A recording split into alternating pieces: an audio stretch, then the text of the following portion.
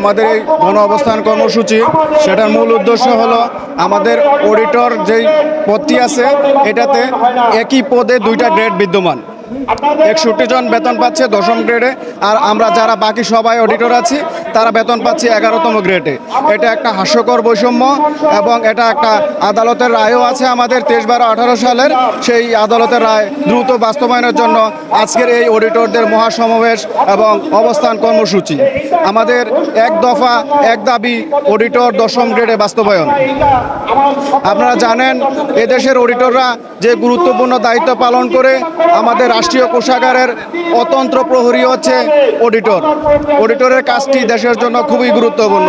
আজকে আমরা বৈষম্যের শিকার হয়েছি এবং কি আমরা রাজপথে নামতে বাধ্য হয়েছি। আজকে আমরা মহাসমাবেশে অংশগ্রহণ করেছি, সারা বাংলার অডিটররা এক হয়েছি। দাবি আমাদের একটাই, অডিটর 10ম গ্রেড দ্রুত বাস্তবায়ন চাই।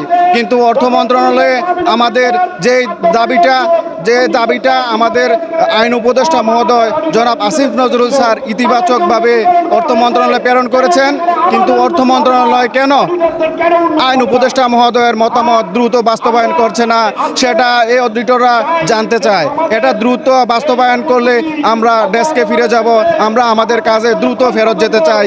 আমাদের কর্তৃপক্ষের কাছে এবং মাননীয় প্রধান উপদেষ্টার কাছে আমাদের বিনীত অনুরোধ, আমরা ডেস্কে ফিরতে চাই, আমরা কাজ করতে চাই, আমরা জনগণের সেবা করতে চাই, আমরা আর আন্দোলন করতে চাই না।